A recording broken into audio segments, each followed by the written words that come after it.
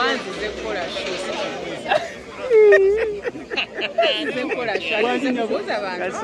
Zekola show. Era ntuuka ampise gwe mbuuza nankola show yange nezirayo waka.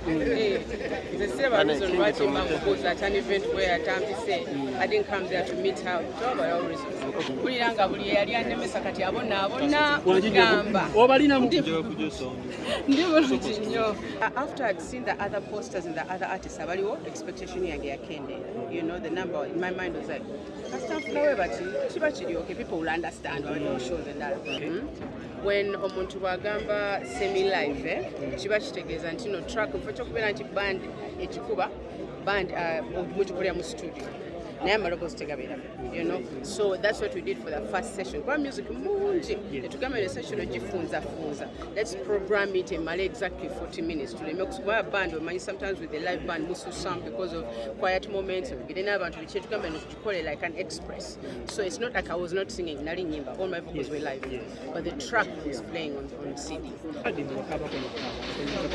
Emisana we had a problem kubanga stage nali nasaba nali mu bifaananyi bwe nagiraba I didn't think it was a digital stage, nali manyi it's going to be a physical stage, so when I took nendaba kuba ajukire physical, I mean a digital stage togirabira olaba bulabi ki screen kiri awo, you know, kati nemba okuza ogaba nange pila zange zenasaba ziriwa, you know, like everything I asked for, where is it? No, everything is going to be there omutima ne gugu, you know, because I was like when I ngambye abantu raw experience kino kyemundetedde, so my heart kyamenya omutima when I sitegedde, so that is why I cried during him. Yes, it's because of what I'd seen on the screen.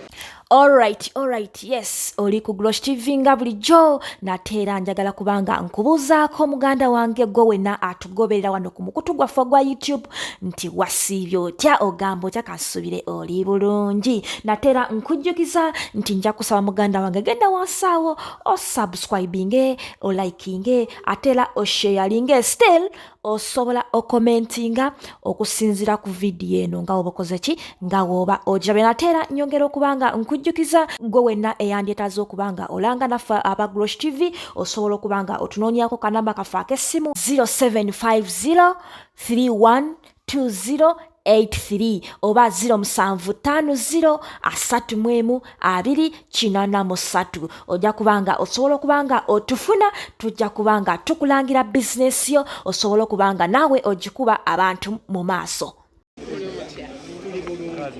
But then was a bit late. Yes, when I'm so sorry. I got caught up. Are you going to hold it? No, I'm holding it. Okay. But I'm glad I could make it. Thank you so much. Okay. Okay, so yes.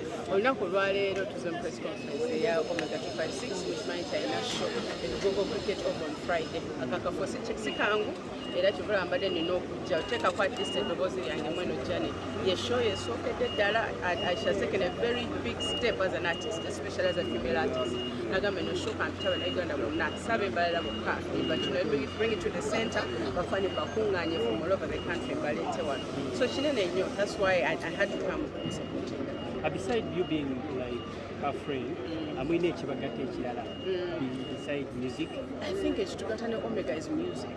I think it's music, yes, because even Zomutegera, even before they contacted me, is I got, you know, from her fans, Gabampereza inbox Facebook. Check out this artist, Omega, you know, her fans are from Barara, from the West, Gabampereza, and I got to know her before. Then when I met her in Davida Danti, we get a JVD. Sometimes you meet an artist, not again, TV singer, or you some studio. Then when you was an artist, you know, so she took out a most in Omega is music. We talk about music, about writing, about stage performance. It's all music related. Okay, that day is Friday. So are you going to perform or because bookings or busy? I want money. No, the bookings are there, but I made sure until Friday you're ready. I'm going to be there for Omega, so definitely Friday I'm performing. Okay. Yes. Kale, nga tuvuddeko kaawo twakulaba nti wakola ekivulu nova nokola ekivulu anga Kivuulu was so successful abantu bagamba kazi gwe amasannyalaze ago gonna kiki Mukama ali mulungi nno kumanyi nali of course as any human being otyamu because you're not inviting your relatives or kuyita strangers hoping that music boy yatuuse gye bali bagenda kujja naye nga my hope was up because of the previous successes tubadde nazo so nenga amanyi kikaneesige Mukama nti ku show zonna ze bataddewo still nze ndaba nga abantu bonna bataddewo bafani benina bawera so I put my hope in God, in my fans, in the marketing twakola. If you realize guno mwaka twa marketing more last time twagenda in a few places twagenda to more places tutogenda okumitinga abafan directly makaga bwe naye situkolangako. This time it's something that I did. I sold my tables, individual, company. So I put a lot of work. A lot of work, and at the end of the day, chakora. So is that the number? Is that the number you expected? It is more than the number I expected. After I'd seen the other posters and the other artists, expectation the number in my mind was like, okay, people will understand or they'll show the number. But my numbers that I thought was this. Balinga mu number Okutegeera okutebeeza we should have had between 18,000 and 20,000 people at the end of the show. Because your ground that ground is very big. Ate teriiko bufonga bw'olaba nti wano cement balinyawo. It's just an empty ground now it's flat. So if you don't have people mutasobola kirabirawo nti tubalina. Yes, so we had a really good number. So those are some of the reasons as to why you are choosing Millennium Grounds. Yes, I chose Millennium Grounds for two things. It's bigger, because I thought after Bomb Party, the Battle Blue 3, which I've accumulated more funds. Bafani bali more than when I call a Bomb Party. Nenga banjaba tuwala mukafo, nga tujambu bulungi, nga tewali excuse nti ate bakomye kugeti ne badde So that's why I went there. Naturally, wali easier to manage. Obera ng'otegeka ebifulu wali easy. Which meant that other grounds try to go sign entrances nyingi, security gwetaga mungi, a lot to do. Naye kati wano Millennium badge take out specifically for shows. So the weight is built buli kimu. It's specifically for shows. So changwira artist yena ila tegeka show chimwangwira okujikulira. I think let's look at the performance. Atwakulaba first round, first section. Wajja noyimba CD. Abantu mu audience abantu ne babuzaabuziba. Kanyinyonnyola ekintu ekyo.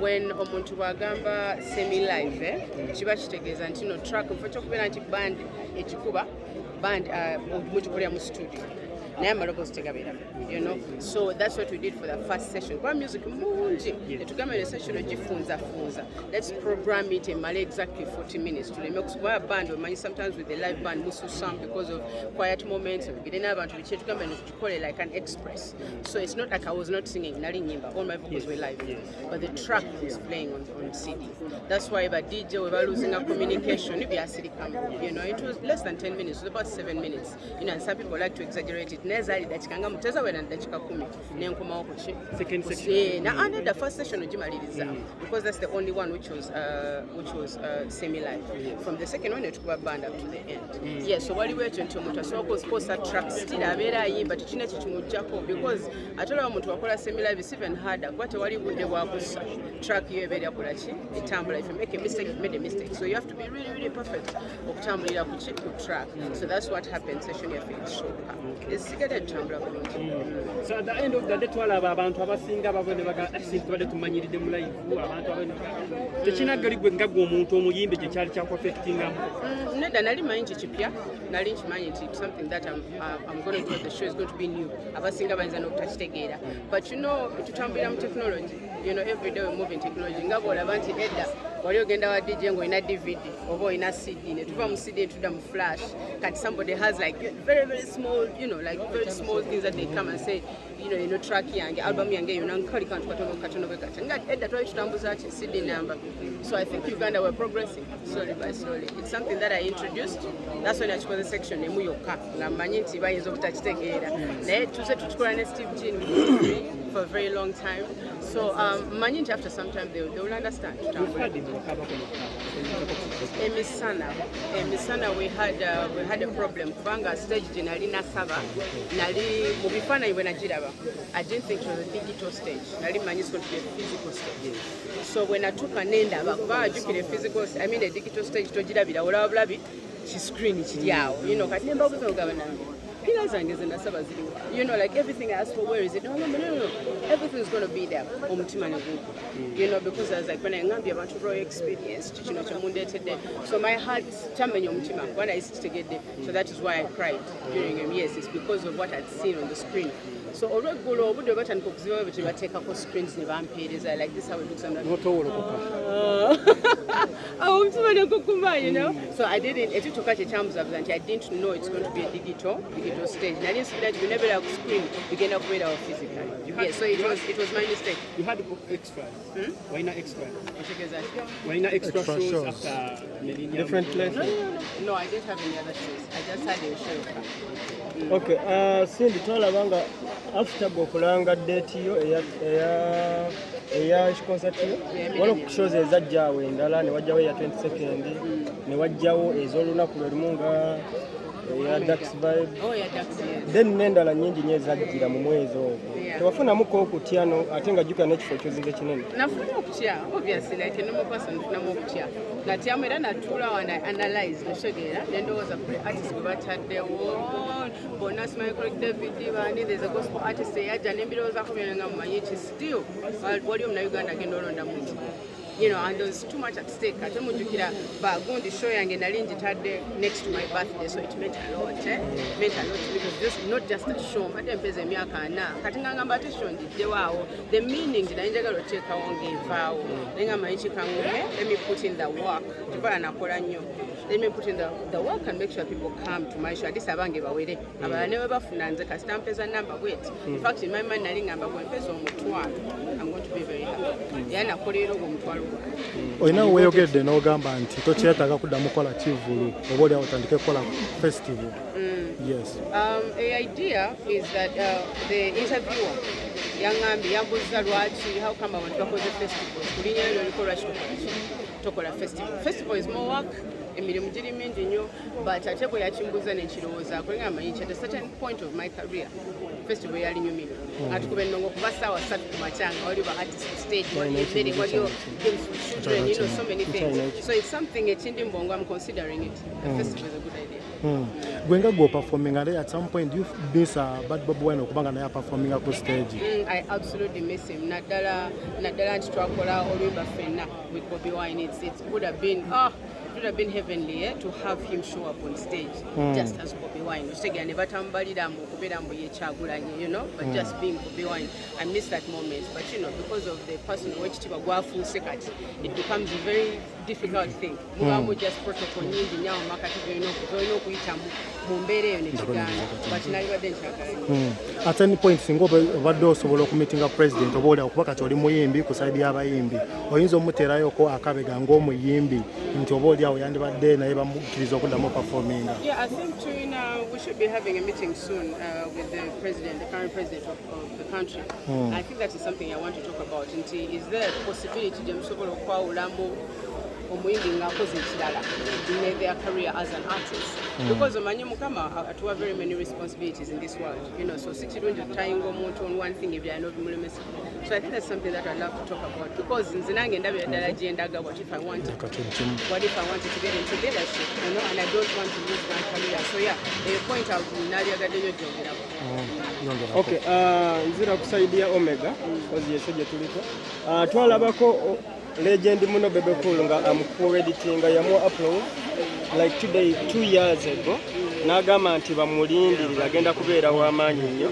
Bwe tulaba nga wakola naye collaboration nebeera y'amaanyi. Kitegeeza nti ddala kyeyayogera kituufu. How do you rate her talent on a scale of 10? I think, first of all, I'm glad that Bebe Cool has the same eye in Gans. Manuel say, if somebody is talented, even you can see the light. And that is the thing about Omega in Achiraba dance. At first, listen to her music, and then when I met her, I saw it in tune. It's going to be someone. That's one of the reasons watching the one, which I want to be, you know, I want to help her to get to where I know she's supposed to get. I cannot rate Omega because Omega is her own kind of artist. So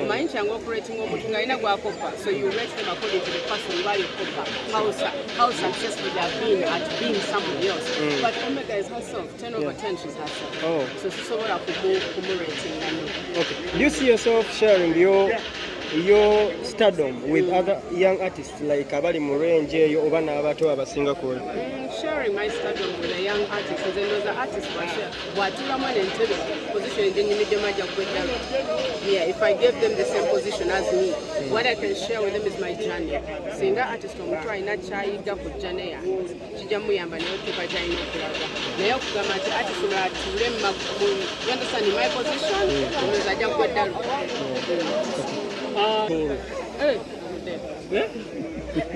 But why always Cindy are performing here? Omanyi nti sinza asalawo.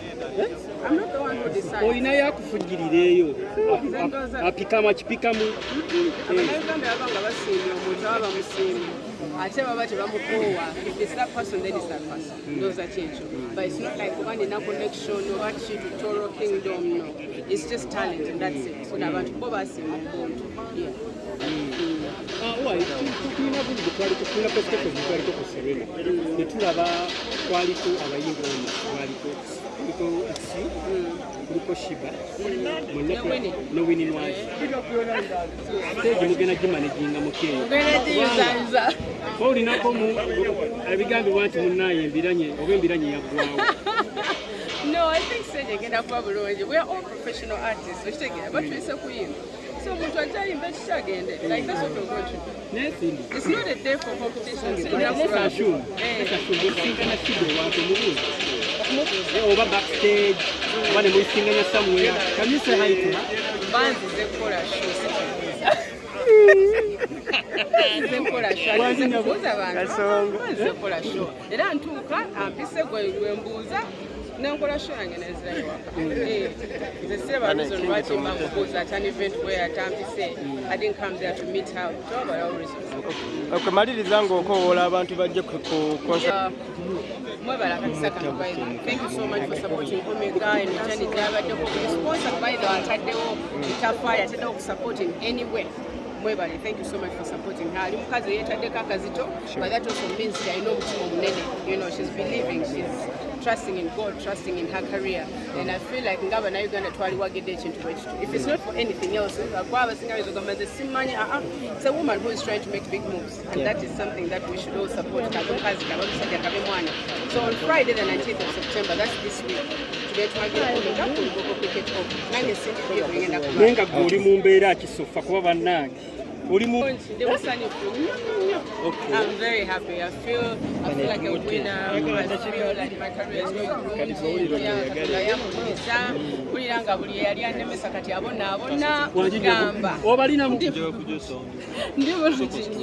I'm grateful. I'm so grateful.